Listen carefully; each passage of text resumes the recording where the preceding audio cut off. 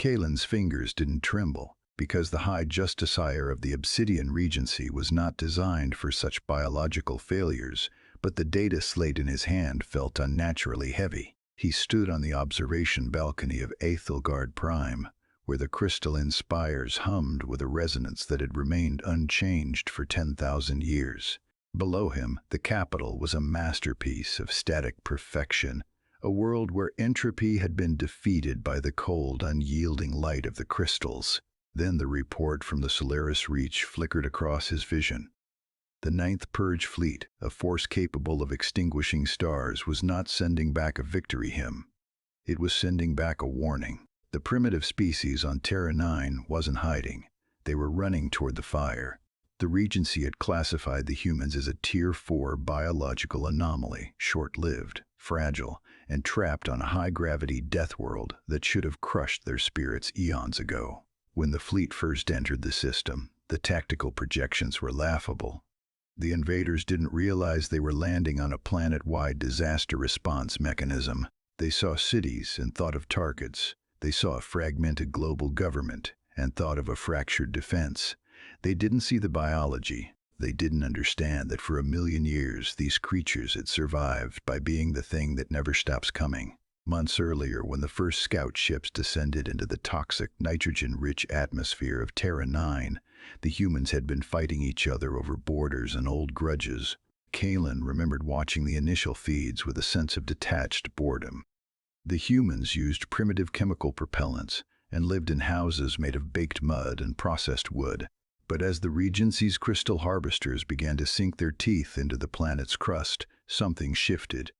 The fragmentation vanished. It wasn't a diplomatic treaty or a sudden burst of planetary brotherhood. It was a cellular snap. The humans didn't outfight the Regency's initial landing parties.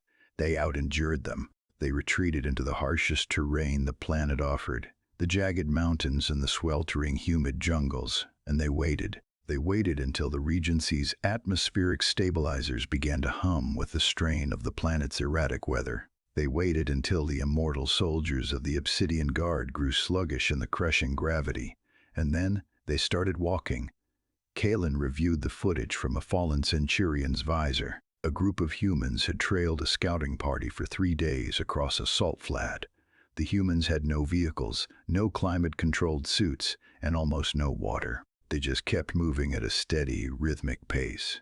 Every time the Centurions turned to engage, the humans melted into the heat haze. When the Centurions stopped to recharge their power cells, the humans appeared on the horizon, closer than before. By the 72nd hour, the Centurion systems were redlining from the heat and the constant vigilance.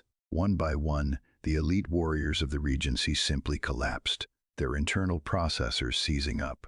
The humans didn't even use energy weapons. They walked up to the fallen immortals and used heavy kinetic sledges to shatter the crystal cores. It was a nightmare of persistence. We don't outfight our prey. We out-endure it until they collapse from exhaustion. That was the message scrawled in charcoal on the side of a captured harvester. Now the report in Kalen's hand confirmed the unthinkable.